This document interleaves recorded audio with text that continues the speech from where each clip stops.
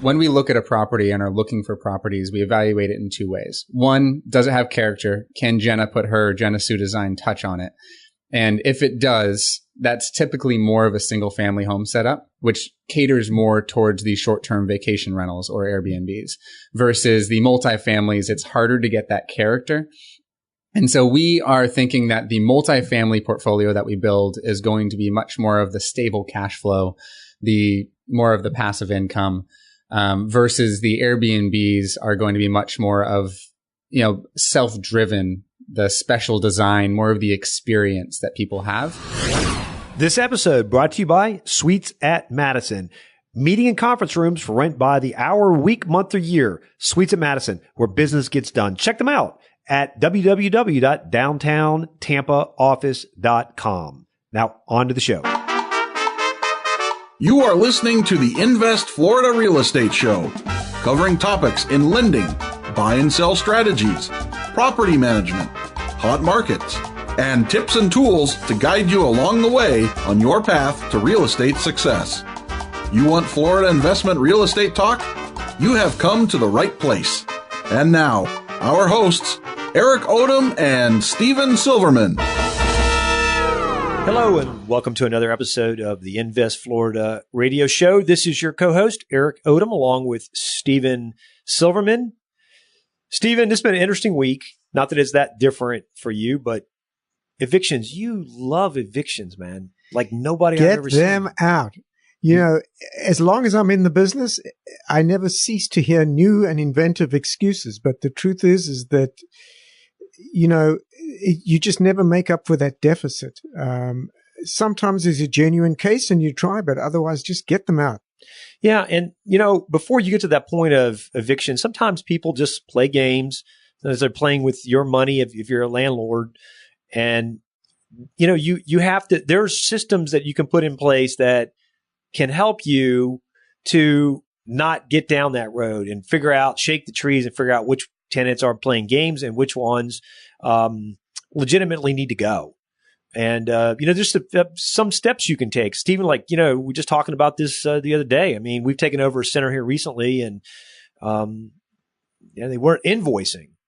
Well, it makes a difference. I mean, this was a shopping center that was managed, but tenants just always paid late. And just by shaking the trees a little bit, sending out invoices on the 25th of each month, we see the difference. Yeah, when we took over that center, it's any center, it doesn't really matter. It's important for us to let the tenants know that there's a new sheriff in town and that we're going to be a benevolent dictator, but we're going to make sure that the leases are enforced. And, doing simple things like sending out invoices puts the tenant on notice that, look, we're expecting a payment and here it is. And don't forget about it. It's a reminder. It's a reminder. Yeah. So these are just simple things. And so we've noticed increase in collections, since our client purchased the property. And, there's some other, tricks of the trade you can have. You don't want to go in like a bull in a china shop. You want to let people know that you're benevolent and that you're a nice guy, but fair is fair. And we're going to make sure that you abide by the rules. And maybe the baseball bat that you carry has some help. Yeah. Yeah. So anyway, those are things, as landlord, little tricks you can have. The invoicing of tenants can go a long way. Of course, if you've been basically managing or owning a property for 10 to 15 years and the tenants are accustomed to a certain way, they know you too, and they're probably not going to take you very seriously. It probably has more of an impact as we take over new centers. And then there's some degree of respect from the separation of not necessarily knowing who we are that can help in the collection process. But Steven, we got a nice review. Actually, Greg from Miami sent us an email and he said, "Great show. I love the syndication episodes. Keep up the good work." Greg, we really appreciate the kind words. And if you have not done so, we strongly suggest and ask that you give us a review on iTunes or Google Play Store or Stitcher or the podcast tool of your choice. It definitely helps you because we are attracting better guests when the guests can go on and see that people are actually paying attention. Yeah, we have guests that contact us. They want to be on the show. Others, we contact them. But it speaks to the credibility when they see reviews and people are listening. That's absolutely correct. So, guys, if you've not done that, I would really appreciate you taking a few moments to do that. Now, today we're going to get into our guests, great guests. We met them very recently, but unique story. They are guns blazing, very, very bright young couple with a plan of action of how they're going to grow into multifamily and the Airbnb, the vacation rental market. So, Stephen, anything else before we get rolling? Let's rock and roll. We have with us today Jenna Diermann and Lucas LeBlanc. Lucas and Jenna are new investors who just moved to Tampa from San Francisco only a month ago. They haven't wasted any time and already have one renovation on a single-family home underway and a 5-unit apartment building under contract. Lucas is brand new to investing. He has a background in technology sales, and Jenna has owned and flipped 5 houses over the past decade. Jenna is a well-known do-it-yourself and design blogger whose work has been featured in publications such as HGTV Magazine and Country Living. Last month, they started their business, Dreamstone Homes LLC, with plans to build a portfolio of homes and properties here in the Tampa area. Jenna and Lucas, welcome to the Invest Florida show. Thank you. Thanks for having us. Guys, really appreciate you taking the time to invest with us today. Well, it's interesting because you, Jenna, started out flipping homes in California, right? Yes. No competition in California, right? Oh, no, none at all. Very easy. And so you showed up at one of our events here. I don't know, what was it? I started communicating with you, Lucas. It was the Rod Cleef. Rod Cleef. Yeah. And then, I kind of learned about what you guys are doing and a little bit. So why don't you tell the listeners? When you showed up at our event, which was for investors at our Suites at Madison Space, how long had you been in Tampa? I think it was 2 days at that point. Yeah. 2 days, and you went to your first seminar. That's impressive. We weren't wasting any time. We were ready to hit the ground running and wanted to meet other investors in the area. Did you know Rod from before, or is that something you just met him here for the first time? Yeah, we'd never heard of him before, to be honest. Yeah, it was the first time, but loved his story, loved his background, and we're definitely in the multifamily mindset. And so hearing him talk about that helped reinforce that. So what was the impetus to come to the event? It was the first event that we could find that was going on. Oh, so you looked on Facebook or something, and it was okay, and it popped up. Okay, that's funny. So tell me about, you came to Tampa, and what are you doing? What are your plans? So investing plans. Yeah. So basically we are looking to build a real estate portfolio in the Tampa area and really create that passive income, through both long-term and short-term rentals. So our goal and why we chose Tampa is because of the affordability here, and a lot of the metrics of Tampa just work well for investing. California, where we lived in San Francisco before, wasn't really an option for that. And so Tampa allows us to be able to create that passive income, semi-passive. I mean, we all know it's kind of semi-passive, to be able to really have the financial freedom that we want. So what's going on in San Francisco and California? And Jenna, you were doing flips out there, and I hope people understand that I was being facetious when I said it's cheap and there's no competition, because it's probably the opposite. Maybe you can kind of clue us into what was the light switch went. Yeah. What would be like an equivalent price of, like, in an equivalent type of area of Tampa versus San Francisco? Oh, I mean, we're talking millions more. I mean, the barrier to entry is so high to get in there. I didn't have a chance. And I was living in San Francisco, but I was flipping 3.5 hours away where I could actually somewhat afford it. So it's hard to get any sort of cash flow there right now. It's just, only the best of the best are succeeding, and there's very few of them out there right now. So it was the 3-hour drive back and forth that you said, well, I'm not sure this is really what I want to be doing. Yeah, well, we knew we both wanted to do this full time, and it just wasn't a realistic option at all in California. So we tried to figure out where else we could go, where it would actually make sense. And I think we headed down to Chicago, Austin, or Tampa, and Tampa won out. Yeah, and Stephen, to actually give you an example, is we lived in a good part of San Francisco, and the building next to us went for sale. It was a 3-unit, only 2 were permitted. It needed a complete gut. We're talking a couple $100,000 to at least go into it. It was on sale for $6.5 million. Whoa. And it sold within 2 weeks. Wow. You could buy a few of those down in the Tampa Bay area. Just a few. So Lucas, you went to school here at the University of Tampa. I did, yes. I graduated in 2010. So how much was that a factor in deciding to come to Tampa versus Austin or some of the other, Chicago, I guess, or the other city that you... Yeah, it absolutely was. And I lived in Chicago as well, but being familiar with this area and knowing that this was a city that had a lot going for it. And I know a lot had changed since I moved away in 2010, but it definitely was a huge factor because things came down to weather, came down to the real estate market. So Chicago kind of lost because of weather. It's an amazing city in the summer, not so much in the winter. And then Austin, we felt like we would have been entering the market in Austin a little bit too late. And so Tampa won out because of weather, real estate, and beaches. Beaches help too.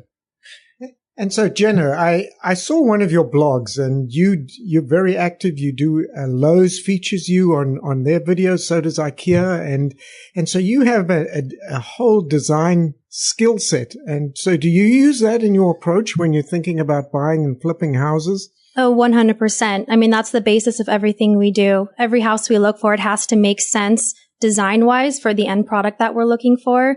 So we look for really unique floor plans and architectural features. And if they don't exist in the home, then our goal is to create that.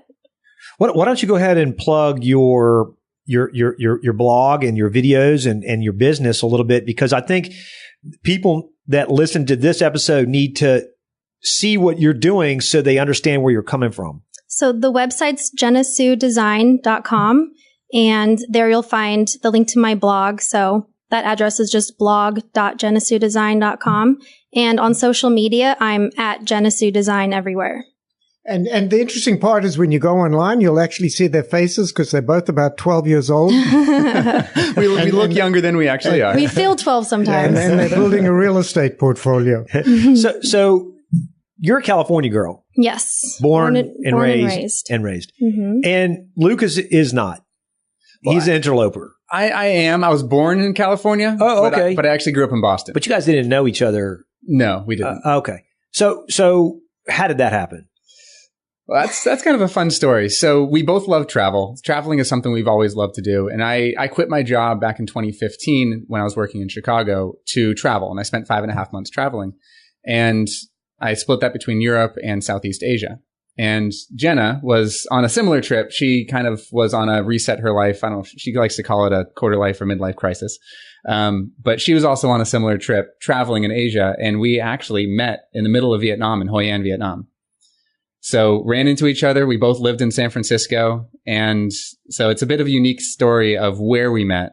And then after we were done traveling, we met up again, and we've been together ever since. And now we're engaged and getting married in a couple months. You know, Stephen, millennials do everything at a more rapid pace than guys our age. I mean, Jenna's 12 and she's having midlife crisis. Yeah, I mean, already. You went to Vietnam, and your generation, if it was Vietnam was war and they're going on vacation, it just strikes me how the world changes, and how really silly some wars are. Well, it seems like, you talking about the travel. And Jenna, what were you doing prior? Were you still doing your do-it-yourself blogs and your videos, or? Yeah, I kind of put everything on hold at that time. So it was right after I turned 30 and I hit a really rough patch in my life and just needed to press the reset button in a major way. So I bought a one-way ticket to Bangkok to see what would happen, and it ended up being the best decision of my life because I met Lucas a couple months later.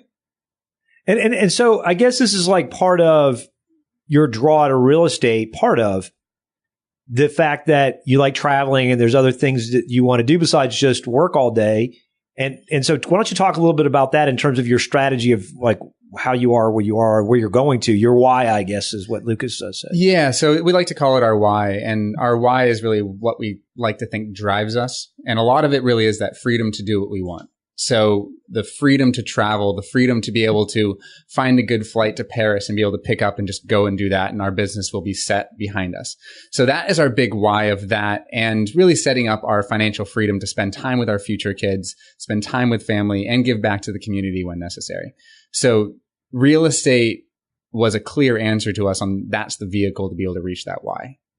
And for me, the international influence also comes through with my design work because we spent most of last year traveling, and it was through Europe and South America and a little bit of Africa and Asia. And I got so much inspiration from all the different cultures. And so I just want to come back and bring those elements and parts of design that I learned into my work here in Tampa. Tell us, like, in terms of from a creative standpoint, what you saw. What were some of the places that were like, wow, that's shocking? I was just thinking about that because I was wondering if that new bamboo structure going up is yours, but maybe not. It's not. One of the most memorable moments was actually in Italy when we saw all the mosaic tile designs that ancient from in Pompeii. In Pompeii. This was probably some of the first tile design ever, and it was still preserved. And I took pictures of all the patterns. And it was pretty lewd, wasn't it? If I remember Pompeii. Some of it is. Yeah. Well, there were some paintings, but the actual mosaic designs and the patterns that they made on the floors and on the walls were just incredible. So I took a bunch of pictures of those, and I definitely plan on recreating it in future bathrooms. It seemed like every Pompeii house had almost an entry mat that was actually made out of mosaic. Mm-hmm. And so we're planning on actually doing that on our single family home, of doing a mosaic in the entryway. That kind of represents Pompeii. And the single family home that you just purchased, or you went under contract, is that going to be to live in, or is that going to be as an investment? So we're going to live in it. We're going to move in July when our lease is up at our current apartment. So we're going to spend the next few months renovating it. And then we'll stay there for at least the foreseeable future. And then eventually when we do outgrow that house, we plan to turn it into a vacation rental. So probably Airbnb that. And even while we're living there, we might still Airbnb one or two of the rooms out, because it is a 3-bedroom. So there will be room for that. And what's your approach to renovation? Is it something that you're trying to do yourself, or you bring in contractors? Like, how do you try and work that angle? It's a mixture of both. There are some DIY projects that I like to tackle on my own. But then the bigger things like the plumbing, all the electric and installing the floors, we'll have professionals do that. You know, it seems like with your design business that you have now, it seems to be most suited for the Airbnb model. Is that going to be your primary focus, or is that going to be a piece of it, or none of it? How is it going to be going forward? It will be a piece of it, and actually probably a major piece of it. So when we look at a property and are looking for properties, we evaluate it in two ways. One, does it have character? Can Jenna put her Jenna Sue design touch on it? And if it does, that's typically more of a single family home setup, which caters more towards the short-term vacation rentals or Airbnbs, versus the multifamilies. It's harder to get that character.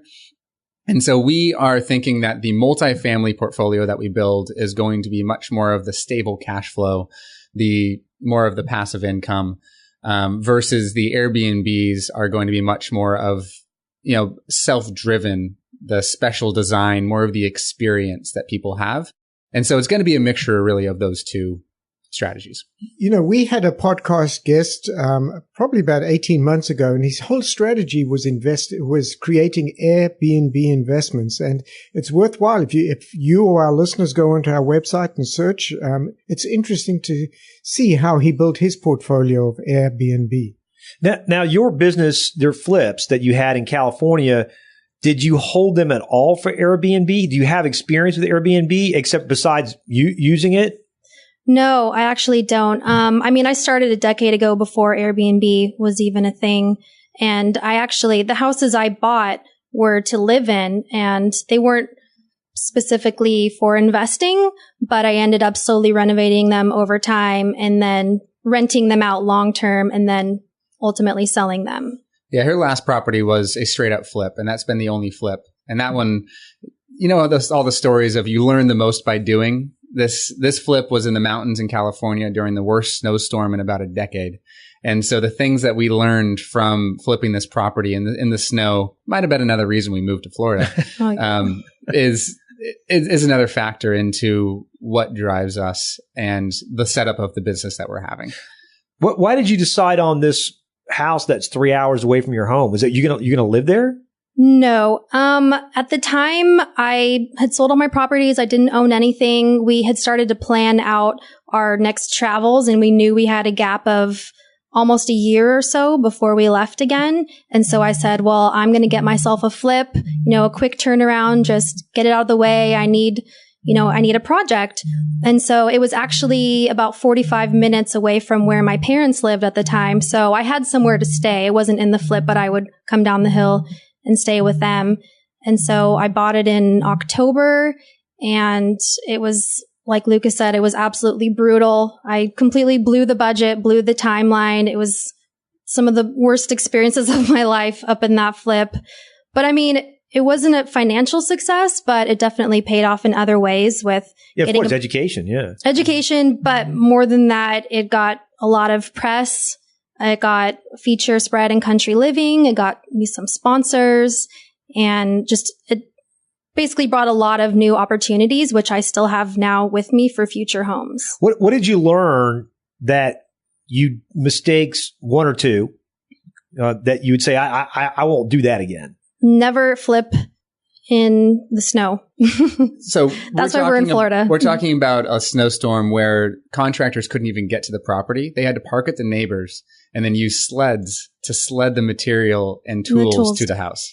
Yeah. And there were power outages for days. And that was the biggest thing for me. Just do not flip in the snow. And I mean, the market wasn't really right. I mean, it wasn't a horrible deal when I bought it, but with the way I renovate, I like to go all out on the details and super high end design. So there were pretty much no expenses spared, even though I DIY'd as much as I could. And I didn't make any money. Thankfully, I didn't lose any money because I had sponsors step in and help with that. But it could have been worse if it was someone else. Yeah. And one of the big lessons learned really is, I mean, your profit is when you buy. And so looking at the numbers of this, it was not a good purchase at the beginning.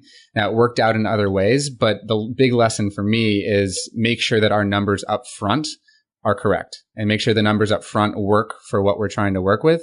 And then everything else will fall in place. So tell us a little bit about applying those lessons to what you just purchased, your first two properties in Tampa. Yeah, and specifically the segue with the numbers. Yeah, what were you looking for and what attracted you to these two particular properties? So we consider ourselves cash flow investors. And so that end dollar amount cash flow is really what's important to us.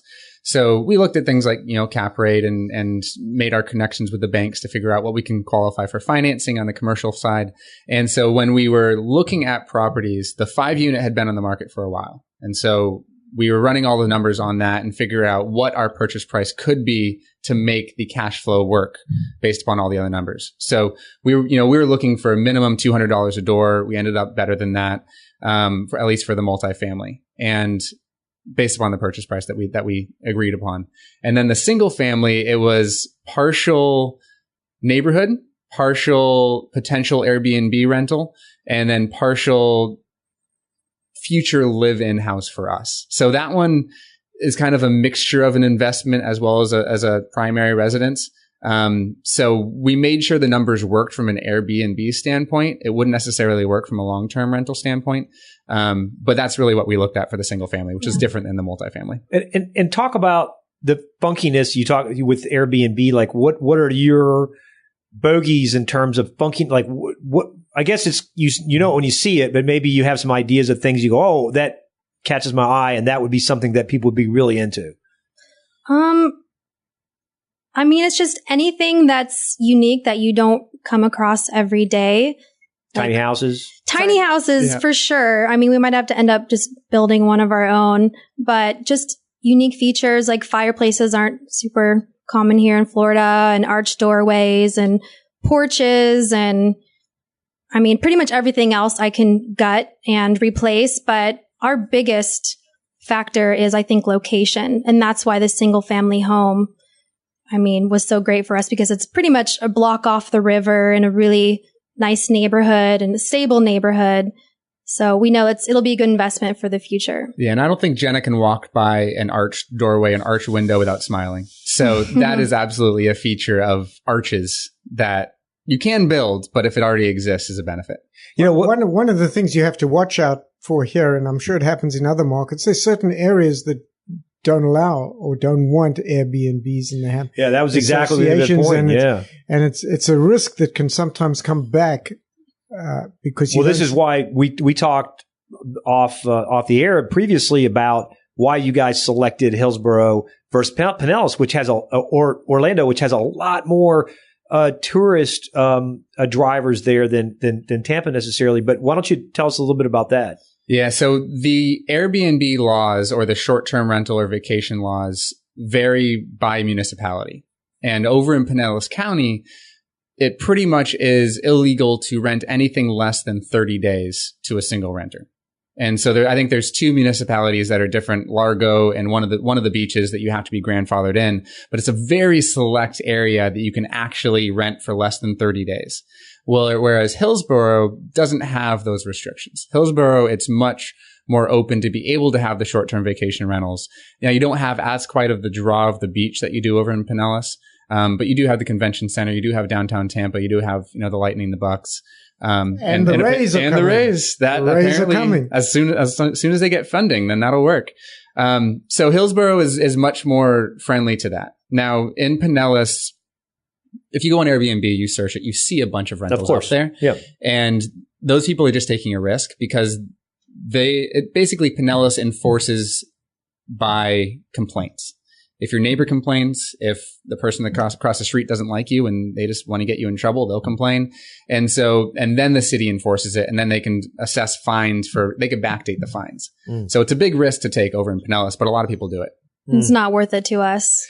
Yeah, it's not worth it to us. We like to keep things legal. Well, the mindset is different. This side of the bay, I mean, there it's much more vacation driven, and people, they come with their set of lifestyles, and they want tranquility, and they don't want noisy neighbors, because Airbnb has that reputation, right? You get noisy neighbors. And It does. It has the party reputation. And so with Airbnbs, you really want to build that experience. You really want that something that is unique, that someone would choose your property over someone else. Yeah. And so using Jenna's design style helps with that, because people, they live through HGTV these days. They expect the fixer-upper style.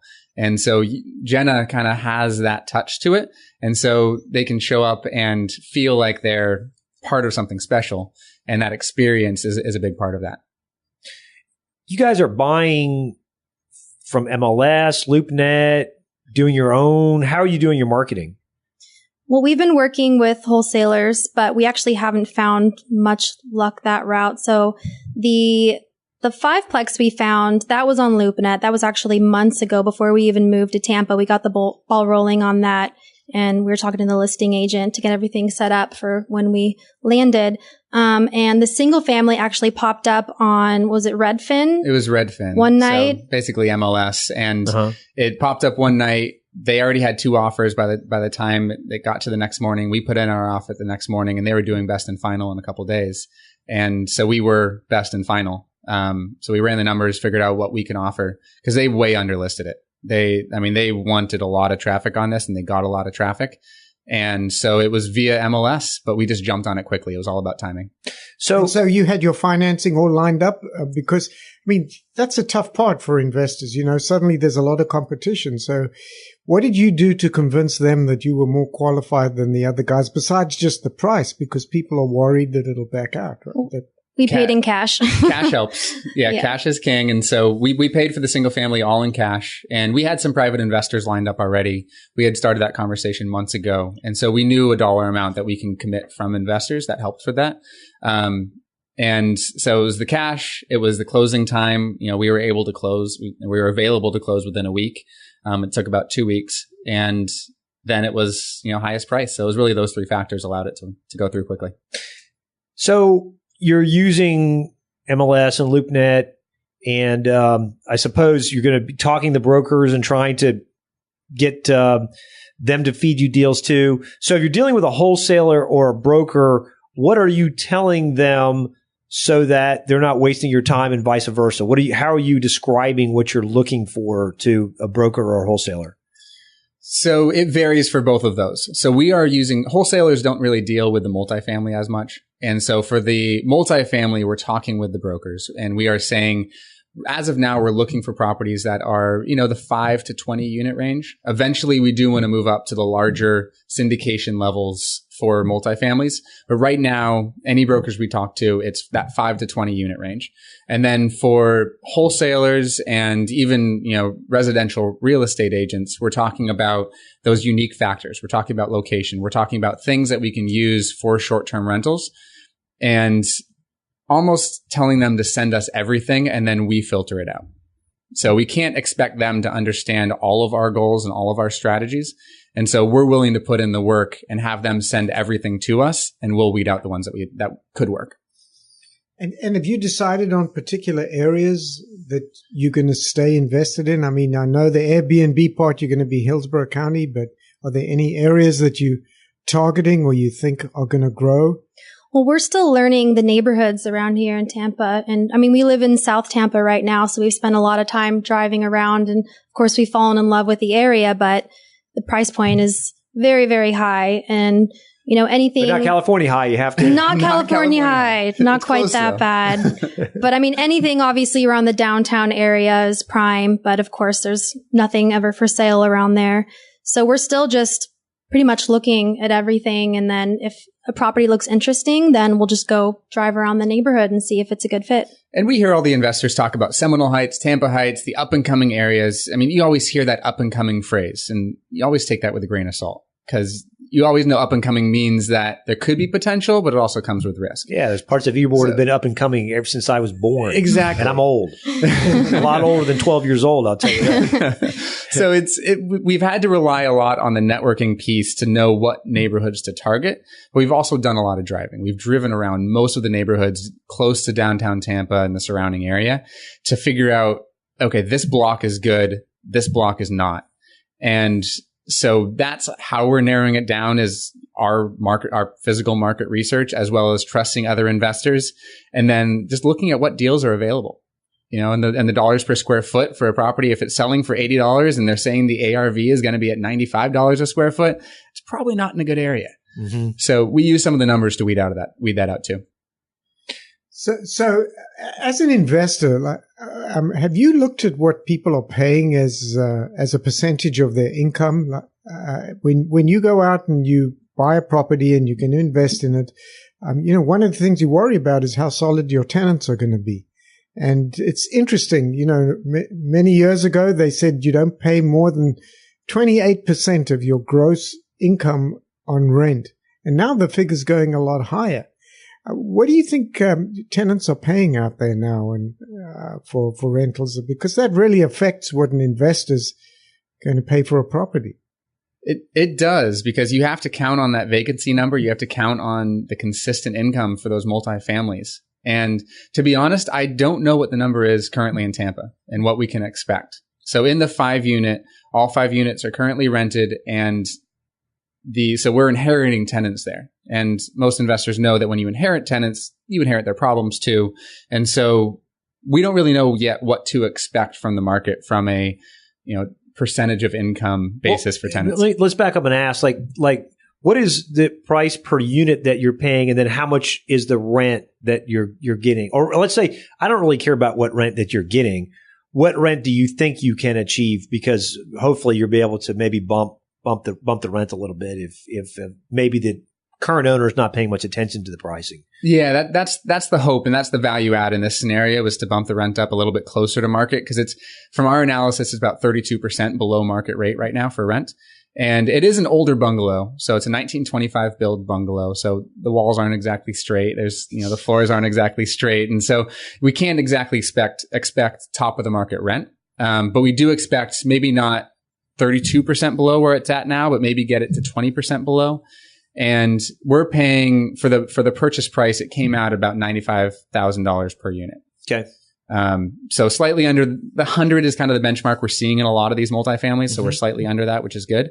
And then it is rent ready. It's currently rented. And so it's going to be the rehab over time to keep it rent ready and just get it up to maybe that 20% below market rate. But we also plan on Airbnb one of the units, the largest unit, and that really has a lot of potential. We finally got to see it last week for the first time after being under contract for over 2 weeks. And I mean, it's a great location right in South Tampa, 6 blocks away from South Howard. So that'll really increase the potential rent if we're able to Airbnb that. So as an investor and coming from California, is there anything different in the laws in Florida that make it more favorable in terms of rental increases or anything else that you think we have an advantage over here or there? So I don't know if I can talk specifics on this, but California is considered one of the least landlord-friendly states, and Florida is considered one of the most landlord-friendly states. And I believe a lot of that happens around the eviction process. In California, you can have a tenant there not paying rent for months, and you can't get them out. And I mean, you guys can probably talk a little bit better about the laws in Florida. He loves evictions. He loves evictions. He would do it all day long. He is the best thing of his day. He was, oh boy, I get to do an eviction. We're doing evictions now. There's doing always, evictions today. It's like you got to hunt them down and chase them, but really you got to keep a property functioning. You do. So that's a benefit of investing in Florida over California is the eviction laws. Are you guys going to be managing yourselves, or are you going to hire a third-party manager? I think in the beginning, we're going to try it out because we don't live too far from the 5 unit. It'll definitely save a lot on cost. And right now that's kind of our biggest thing. We have a lot of time and not a lot of money, so it makes sense. But then eventually, I mean, we're definitely going to work our way up to the point where we have too much to manage on our own. And is it your intention? I know you paid cash, but are you going to refinance and acquire something else, or what's your strategy? Yeah. So the strategy specifically for the single family, we will be refinancing. So doing that whole BRRRR strategy, the buy, rehab, refinance, and then repeat. So we will be doing that for the single family and pulling that money out to invest again. So it's really based upon our rehab timeline. And so we're looking at probably 5 or 6 months to be able to pull that money out and reinvest it. I got to tell you, I take my hat off to you guys. I mean, we talk to a lot of people. They're people who study and investigate and research, and they spend years doing it. And they never pull a trigger. Yeah, you were in Tampa 2 days. You come to your first seminar, and a month later, you've got 2 properties under contract. No, there's no question. I mean, they're doers. They're people that they've got a plan and they're executing it, and it's thought out, and they're doing research. It's really impressive. The other thing that I thought was impressive, you guys are already tapping other people's money. And so how are those conversations going? You're selling them air at first because you don't have anything in Tampa, right? And you do now. You're in contract and something, but you're selling your experience, Jenna, I suppose, from the flips that you've done in California. But how are you having those conversations with your friends? I suppose most of them in California to say, hey, I'm going to Tampa. This is why I'm doing it. And here's what I think I can do for you. How does that conversation go? Well, actually, one of our investors, it's funny, so the third house I owned up in California, she actually bought the house. And then the 4th house was my flip house.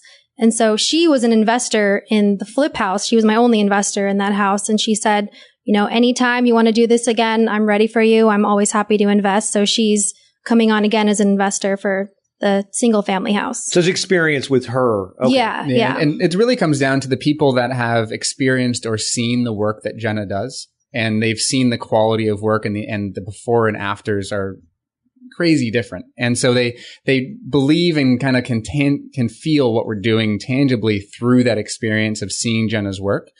And we went to, the first 2 circles out, the friends, family, colleagues level, and had that conversation about these are our goals. This is how it's formatted. This is the liquidity time frame you can expect. This is what it's tied to. And this is what we're going to do to the property. And feel free to follow along with the whole story, either through our vlog or I'm sending weekly updates to our investors.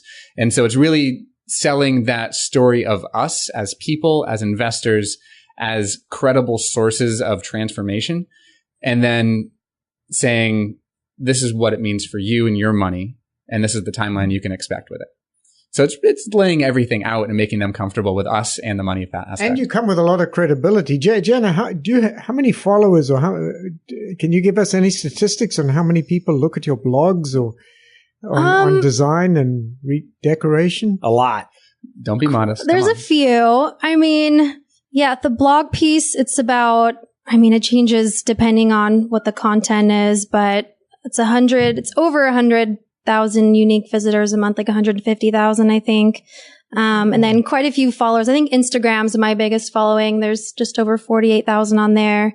And then the YouTube channel is actually growing like crazy. It's gone up like over 10,000 in just the past year. Yeah. So we actually started a vlog to kind of document the behind the scenes of real estate investing, supposed to give the real version of what happens. And so that vlog is growing and it will continue to grow. So you can find that on YouTube at Jenna Sue Design. Everything is under Jenna Sue Design, but it's on YouTube and you can find our vlog there. So, yeah, I was just going to say, as we're wrapping up here, people find deals for you. How do they contact you? People want to invest with you. How do they contact you? How would people get involved with you guys?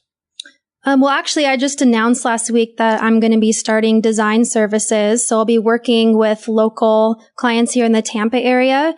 So that's everybody from a homeowner who needs help redesigning a space in their home to builders who need help with a design from the ground up. Yeah. And so the way to find that is all on Jenna's website. So jennasuedesign.com. And there's a whole design page there. Whether you're trying to stage your house to sell it, she can help with that. And for people that aren't in Tampa, we are taking on a select few e-design clients as well. And so if you happen to live in California, you can reach out via that. And there might be a way to work with Jenna through the blog side too. Awesome. Terrific. Stephen, anything else before we let him go? Hey guys, listen, I can see what you're doing and we feel the energy, and we can say that we met you on day three. Yes. So, we wish you a wonderful ride. You're going to do it. And I think you have an exciting story to tell. So we'll stay with you. We'll watch and see what you're doing, and we'll have to have you back in 2 years and see what you've done. Yeah, let's hope at that point that's a huge success story that we can tell about. Yeah, we definitely want to have you back on. I think that was part of the plan is, you're embarking on a different, not new because you guys have been investing in real estate before, but a different journey and in a different area. And we wanted to follow up with you at some point in the future, if that's okay with you, and see, how things are working out. Yeah, we'd love that. Awesome. Absolutely. Guys, thanks so much for your time. We really appreciate it. Thank you. Thank you. Thanks, guys. And that was Jenna and Lucas. Stephen, what were your thoughts? Eric, they were fun to have as guests. Their youthful exuberance and their enthusiasm is really, it infects you. What really impressed me is, we have people studying investment in real estate and they analyze. And these guys were here 2 days. They were out at seminars, and in a very short period, they have 2 properties under contract. So when people say how hard it is to find anything or do anything, I mean, they're proof positive that it's doable and you can do it pretty quickly. Yeah, and I don't want to diminish the amount of time and effort they put into their research. These are both sharp people that have that look at things and risk points and basically put them in order very quickly and then pull the trigger. So it's not that they've not done the research. They have. They're just very, very diligent at working through the issues and not getting paralyzed or paralysis by analysis, right? I mean, they get their ducks in a row and go. And they were telling us, their investors are getting good returns. Just talking to them, I think an investor would be happy to be with them because they do their homework before they go into anything. Yeah, very, very impressive at a young age. And an excuse that we hear over and over and over again is that, well, I'm too young. I don't have this. I don't have that. These are kids. I mean, they're young. Okay, they're kids to us. They're not kids. They're adults, but they're kids to us because, particularly you, Stephen, you're very old. That's right. I'm like, yeah. But I'm not. I'm certainly much older than they are. And I look at them and say they don't use that excuse of like, we're young, we can't. And I hear that from 25 to 35-year-olds all the time. I don't have X. I can't do Y because I don't have the experience. They don't care. They figure out a way to make it happen. They figured out a way to get a track record. And now they've got investors that are going along with them and buying. And they've got a strategy of not just working every day. They want to travel. They're vagabonds. And, the Tim Ferriss model of 4-day work week is something that they subscribe to. And, they're making it happen. It's very, very, very, very, I don't know the word for it. It makes me enthused when I see young people like that are out making deals and excited about the day in front of them. So you go to their websites, and there's a lot also to learn. If you go back to episodes on our show, we have an encyclopedia of information there from all our past podcasts. Go to www.investfloridashow.com, and don't forget to follow the podcasts on your mobile device. Yeah, and we'll definitely put contact information for Jenna and Lucas on the site notes. So, check us out there at our website. And Stephen, is that all before we let our listeners go? We'll let them go, Eric. I'm sure they're sick of us now. Okay, guys. Until next time, hasta la vista. You've just listened to the Invest Florida podcast with Eric Odom and Stephen Silverman. Join us every week for actionable real estate investment ideas, and of course, visit our website at www.investfloridashow.com for more shows and tips on how to earn a cash flow in the real estate market in Florida. While hosts and producers of the Invest Florida show have no reason to doubt the validity of comments of our guests, we do not warranty their accuracy. Please check with your legal, financial, and tax advisors before entering into any investment. Returns will vary from person to person and deal to deal based on unique circumstances. All information expressed in this show is for educational purposes only. Opinions of the guests are not necessarily shared by the hosts and producers of the Invest Florida show.